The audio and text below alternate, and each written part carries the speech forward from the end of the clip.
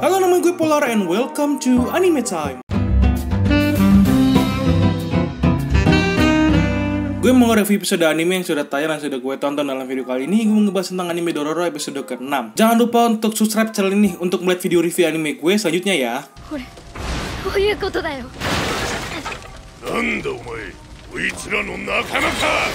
Oke, langsung aja ke review kali ini. Di awal episode itu diperlihatkan rekapan ulang sedikit di adegan awalnya di mana adegan barbar yang menjadi aib yang dilakukan oleh si Mio-san itu diperlihatkan sedikit dan difokuskan ke adegan di mana si Hyakimaru itu sedang melawan monster dan si Dororo yang melihat sesuatu yang membuat dia sedikit shock dengan apa yang dilihat olehnya. Ya mau gimana ya, awalnya pasti kalau kalian mikir anak sekecil itu, sekecil Dororo gitu ya, melihat sesuatu yang seperti itu pasti shock melihatnya. Tapi tidak seperti itu para penonton. Ada pengalaman yang dialami Dororo saat dulu, makanya dia terlihat shock melihat adegan seperti itu. おいらおっかちゃんとずっと旅してていろいろその時どんなに腹が減ってもおっかちゃんが絶対やらなかった仕事だから Setelah si Dororo itu kembali ke jalan pulang ke kuil, dia bertemu dengan si kakek-kakek yang sedang memapahi Hyakimaru. Ketika Dororo itu melihat apa yang salah dan apa yang sudah terjadi sama si Hyakimaru itu, si Dororo baru aja sadar kalau si Hyakimaru itu kehilangan kaki kanannya yang dimakan oleh si monster dan dia tidak bisa bergerak dengan bebas lagi. 兄貴の足が やっぱり手負いじゃ無理があったのさ。鬼神に取られちまった。Dan lanjut saja dengan adegan dimana si anak yang diasuh sama si Mio ini lagi nyapu bekas-bekas darah si Hyakimaru pada saat pulang dari pekerjaan malamnya. Si Mio-sannya maksudnya ya. Kalau kalian memperhatikan karakter Mio ini mulai terlihat ya kalau dia ini memiliki luka-luka yang ada di dalam dirinya. Setelah pulang dari bekerja, mungkin kalau kalian masih nggak ada clue tentang apa yang dilakukan sama si Mio setelah dikasih adegan seperti itu, kalian bisa melihat dengan cara lain. Kalian bisa melihat cara dia selalu menutupi bagian tubuhnya dengan bajunya. Itu pertanda kalau dia itu sedang malu dengan apa yang dia lakukan. Ya, balik lagi, itu karena dia terpaksa melakukan pekerjaan seperti itu karena tidak ada pekerjaan lain yang bisa dilakukan olehnya pada saat zaman seperti itu. どうしたんだよ? 怪我してるじゃねえか. 大したことないよ。ちょっと転んじゃって。 Ketika si Mio ini terkaget dengan keadaan yang dialami oleh si Hyakimaru ini dan bisa melihat bahwa kaki si Hyakimaru ini sudah tinggal satu doang. Dan langsung aja nih si Mio ini mengurus si Hyakimaru dan tidak mempedulikan badannya lagi yang sudah lelah akibat pekerjaan malamnya itu. Bisa terlihat kalau si Mio ini terlihat memaksakan dirinya ya dari pulang bekerja dan langsung saja mengurus si Hyakimaru yang sedang kesakitan. でも私の方が慣れてるからあんたはみんなの食事をね Agak sedikit absurd sebenarnya pada saat si Dororo yang melihat Mio dan mengingat kejadian yang dilihatnya sebelumnya itu, dia langsung merasa kesal gitu ya dan langsung aja berlari menuruni tangga dan melempar batu besar padahal dia nggak kuat-kuat banget ya demi meredakan kekesalannya itu sampai batu segede gaban gak pun dilempar sama dia. Ini bocah udah tahu kecil masih bertingkah ya.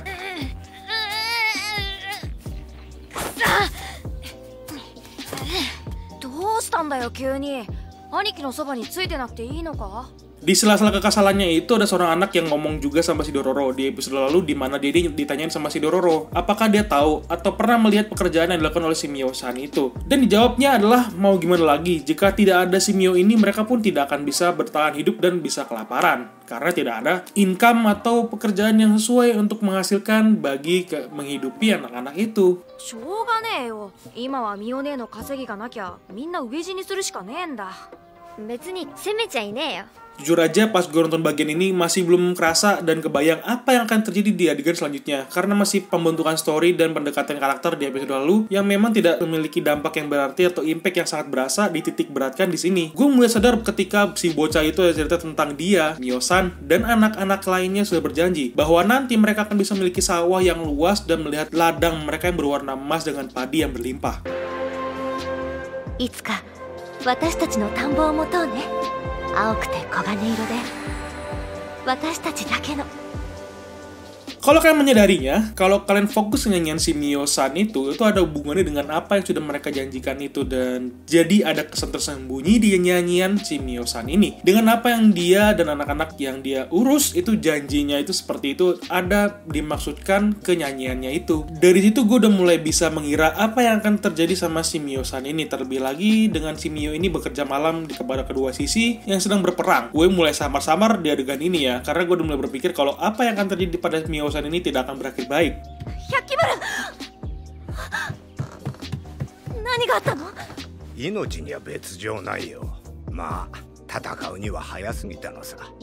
Sebelum gue membahas apa yang terjadi sama si Mio-san ini yang mungkin membuat mata gue agak merah pada saat nontonnya, kita kembali ke adegan si bapaknya si Hakimaru yang gak punya otak itu. Di sini sih nggak terlalu difokusin ke si bapaknya itu, karena di sini yang difokusin adalah ke adiknya si Hakimaru dan ibunya si Hakimaru yang terlihat dari kecil ternyata masih selalu saja memikirkan si Hakimaru. Si ibunya ya, kalau adiknya mah nggak tahu apa-apa karena dia juga merasa ibunya itu nggak gitu sayang sama dia. Ya salahkan bapakmu yang nggak punya otak itu nak, yang sudah membuang kakakmu itu si Hakimaru dan membuat kehidupan si Hakimaru itu penuh dengan derita. Nah itu, gara-gara bapakmu yang gak punya otak itu, yang berjanji pada iblis.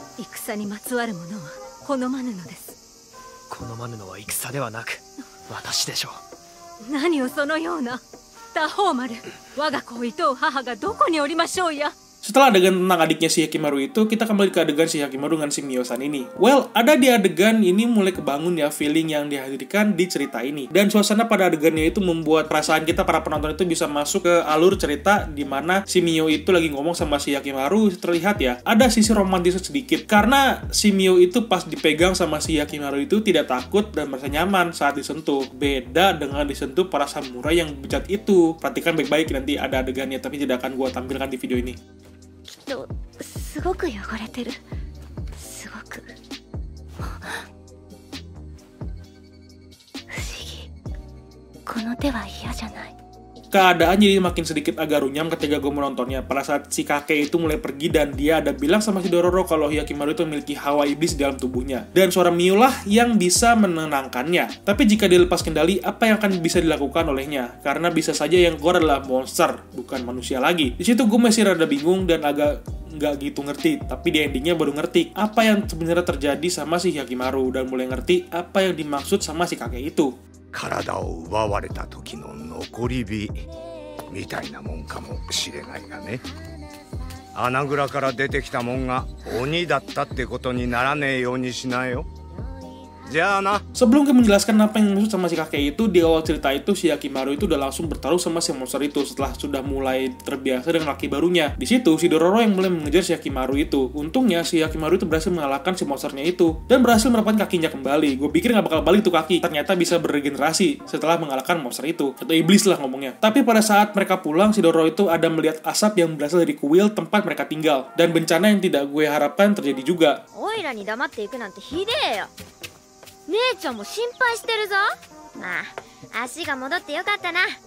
Ternyata di sini si Mio dan anak-anak lainnya sudah dihabisi oleh para samurai yang memata-matai si Mio karena dia bekerja di Doshishi dengan menjadi kupu-kupu malam dan dia dianggap sebagai mata-mata oleh mereka. Sungguh keadaan yang barbar menurut gue yang lumayan menyayat hati sih sebenarnya, karena feeling gue melihat si Mio yang udah mulai kebangun karena dalam 2 episode pembentukan cerita yang tentang dia ini sudah bisa langsung membekas pada diri gue. Mungkin kalau kalian para penonton juga bisa membekas kalau kalian perhatikan baik-baik apa yang terjadi sama si Mio ini. Karena suasana dan lingkungan cerita yang mendukung itu malah membangun banget ceritanya. Kalau kalian ハキマルが鬼神退治に行っちまった。ドロロが追いかけていった。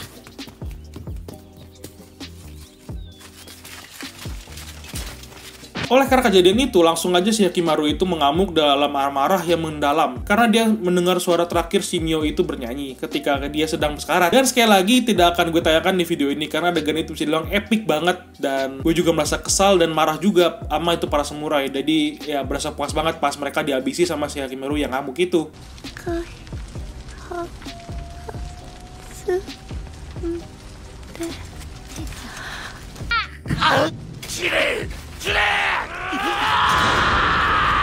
Tapi untungnya si Hakimaru itu bisa diredain amarahnya sama si Dororo yang terdengar lagi suara kakek yang ngomong yang akan keluar dari goa itu monster atau yang lainnya. Jadi di situ gue mulai ngerti maksudnya si kakek itu seperti apa. Jadi si Hakimaru ini yang bakal jadi monster atau dia yang bakal menghabisi monster lain dan menjadi manusia biasa seutuhnya. 種もみだ。ちゃんと侍から取り戻したんだよ。田んぼを作るために。姉ちゃんは負けてね。 Untuk episode kali ini bisa membekas banget ya untuk gue sendiri. Jujur mata gue hampir merah karena sedih dan marah juga ketika si Mio dan anak-anak itu dihabisi tanpa ampun oleh samurai itu. Karena pembangunan cerita yang cukup singkat tapi bisa secara mendalam merasuk penonton itu cukup jarang kita temui seri anime lain. Karena ini cukup membuat perasaan kita sedih mengikuti apa yang dirasakan oleh karakter dari seri anime ini. Yang merasakan amarah, kesedihan yang mendalam pada karakternya yang bisa dibilang hanya karakter support saja tapi bisa memiliki impact yang sangat luar biasa, besar.